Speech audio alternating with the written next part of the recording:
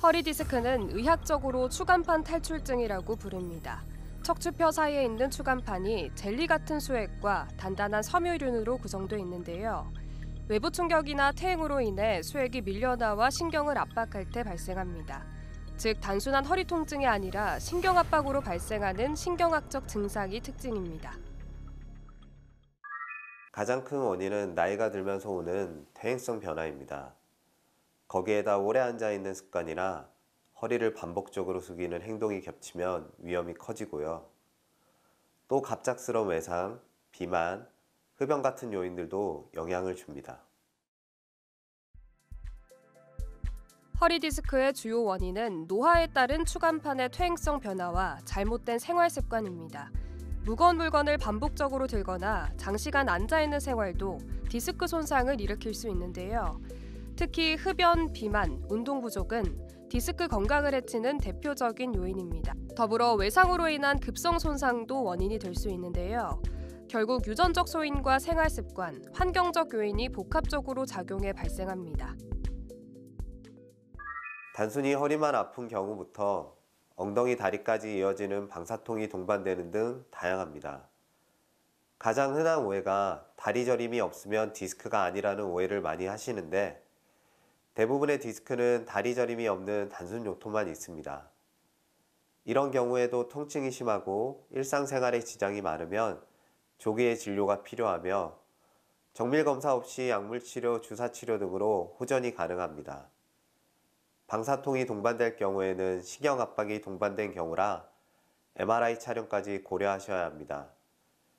발목이나 무릎에 힘이 빠지거나 대소변 장애가 오는 경우에는 48시간 이내 응급수술이 필요한 경우니 최대한 빠른 시일 내로 병원 방문하셔야 합니다. 모든 허리 디스크 환자가 수술해야 하는 것은 아닙니다. 전체 환자의 약 80에서 90%는 약물치료, 물리치료, 주사치료 등 보존적 방법으로 호전되는데요. 수술은 심한 신경학적 증상이 있거나 보존적 치료에도 호전이 없는 경우에만 고려됩니다. 특히 대소변 장애나 진행성 마비가 동반되면 응급수술이 필요합니다. 척추 내시경 치료는 허리 디스크나 척추관 협착증과 같은 척추 질환을 치료하기 위해 피부에 작은 구멍을 내고 특수 내시경을 삽입하여 병변 부위를 직접 확인하면서 치료하는 최소침습 수술법입니다. 기존의 절개 수술과 달리 피부와 근육 손상을 최소화하기 때문에 출혈이 적고 회복이 빠르며 흉터도 거의 남지 않는다는 장점이 있습니다.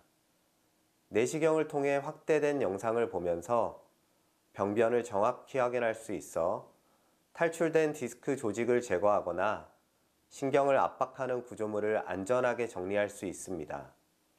또한 시술 중 정확한 위치 확인이 가능해 불필요한 조직 손상을 최소화할 수 있습니다.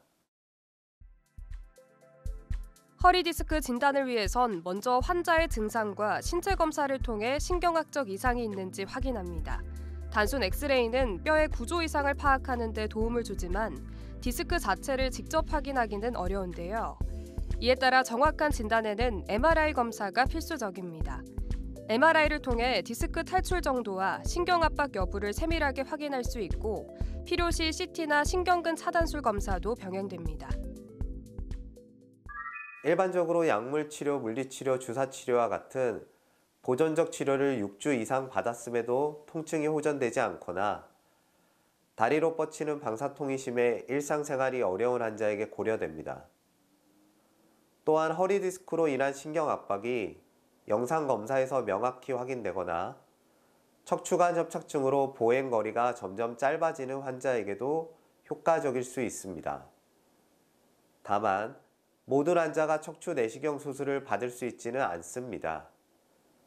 척추 협착이 심하게 동반되어 있거나 위나 아래로 심하게 흘러내린 디스크의 경우에는 내시경적 접근이 힘들며 석회화가 심한 경우에도 제거가 어렵습니다. 따라서 정확한 영상 검사와 전문의의 진단을 통해 환자의 상태에 맞는 최적의 치료법을 선택하는 것이 중요합니다. 절개하는 기존 허리 수술과 척추 내시경 치료는 어떤 차이가 있을까요? 전통적인 절개 수술은 비교적 넓은 절개와 조직 박리가 필요해 회복 기간이 길고 통증이 큽니다. 반면 척추 내시경 치료는 피부 절개가 1cm 내외로 작고 근육 손상이 거의 없습니다. 따라서 출혈과 감염 위험이 낮고 일상 복귀가 빠르다는 점에서 큰 장점인데요. 척추 내시경 치료의 과정을 살펴보면 먼저 부분 마취 후 작은 절개를 통해 내시경을 삽입합니다. 내시경 카메라로 병변 부위를 확인하면서 특수기구를 사용해 탈출한 디스크 조각을 제거하는데요. 신경이 눌린 부위를 직접 보며 압력을 줄일 수 있어 안전성과 정확성이 높습니다. 단방향은 구멍 하나로 카메라와 기구를 같이 쓰는 방식이라 절개가 작고 회복이 빠릅니다. 반대로 양방향은 구멍을 2개 내서 카메라와 기구를 나눠 쓰니까 시야가 넓고 정밀한 수술이 가능합니다. 단방향의 경우 뼈나 인대의 손상 없이 순수하게 디스크의 제거만 가능하고 양방향의 경우에는 뼈와 인대의 부분적인 제거가 필요합니다. 그래서 순수한 디스크에는 단방향, 협착증이 동반된 경우에는 양방향이나 현미경 수술이 더 적합합니다. 척추 내시경 치료 대부분 환자는 시술 당일 또는 다음 날 보행이 가능합니다. 일상생활 복귀까지는 평균적으로 1에서 2주 정도가 소요되는데요. 직업적 특성에 따라 사무직은 더 빨리 복귀할 수 있고 몸으로 일하는 노동자는 회복 기간이 길어질 수 있습니다. 수술 후 재활 치료 없이 일상적인 생활이 가능합니다. 다만 추후 장기적인 디스크 관리를 위해 재활 치료를 고려해야 합니다. 수술 후 1, 2주는 걷기만 하시고 3주에서 6주까지는 가벼운 스트레칭과 코어 운동을 시작할 수 있습니다. 보통 2, 3개월이 지나면 수영이나 자전거 같은 본격적인 운동이 가능해집니다. 단, 무거운 웨이트 트레이닝은 반드시 의사와 상의 후에 시작하셔야 합니다. 허리 디스크는 재발 우려가 존재하는 질환입니다. 연구에 따르면 약 5에서 15% 정도에서 같은 부위의 재발이 보고되는데요. 생활 습관과 자세 교정이 지켜지지 않으면 재발 위험이 커집니다. 따라서 치료 후에도 꾸준한 근력 강화 운동과 올바른 생활 습관이 필요하겠습니다. 척추 내시경 치료 후에는 빠른 회복과 재발 방지를 위해 생활 습관 관리가 매우 중요합니다. 시술 직후에는 무리한 움직임을 피하고 의료진의 안내에 따라 보행이나 일상활동을 점진적으로 늘려가는 것이 좋습니다. 장시간 앉아있는 습관은 디스크에 부담을 주므로 피해야 하며 허리를 숙이는 행위나 기침, 재채기 같은 복압이 올라가는 행위도 주의가 필요합니다. 흡연은 디스크의 혈액 공급을 방해해 회복을 늦출 수 있으므로 반드시 피해야 하며 올바른 자세를 유지하는 것도 재발 예방에 큰 도움이 됩니다. 여기서 잠깐! 잘못된 의학 상식을 바로잡아 건강도 지키고 상식도 키우는 Yes or No. 척추 내시경 치료는 절개 수술보다 재발률이 높다는데 사실인가요? No, 그렇지 않습니다. 많은 환자분들이 작게 수술하면 재발이 더 많지 않나요? 라고 걱정하시는데 실제 연구를 보면 내시경 수술의 재발률은 일반 절개 수술과 큰 차이가 없습니다. 재발은 수술 방법보다는 디스크의 상태, 생활 습관, 수술 후 관리에 더 영향을 받습니다. 잘못된 의학 상식 깨치기 Yes or No 두 번째. 척추 내시경 치료는 80대 이상의 고령도 받을 수 있나요? 네, 가능합니다. 경우에 따라서는 마취 없이도 할 수 있는 수술이라 오히려 고령 환자분들에게 더 유리합니다.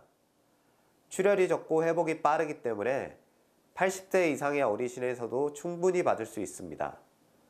다만 협착증이 심하거나 전신 건강 상태가 좋지 않은 경우는 다른 방법을 고려해야 합니다. 장시간 구부정한 자세로 앉아있는 습관은 디스크에 큰 부담을 줍니다. 또한 잘못된 물건 들기, 반복적인 허리 사용은 디스크 손상을 가속화하는데요. 흡연은 디스크의 영양 공급을 방해해 퇴행을 빠르게 진행시킵니다. 비만은 허리에 과도한 하중을 실어 손상을 유발할 수 있어 허리 건강의 핵은 생활습관 관리라는 것을 잊으면 안 되겠습니다. 수술적 치료에 대해 막연한 두려움을 갖는 분들도 있지만 척추 내시경 수술은 최소한의 절개로 진행되며 정밀하게 치료할 수 있어 빠른 회복과 일상 복귀가 가능합니다. 실제로 환자 만족도가 높은 수술 방법으로 알려져 있습니다. 허리는 평생 써야 할 자산입니다. 바른 자세와 꾸준한 관리로 건강한 허리를 지켜주시길 바랍니다.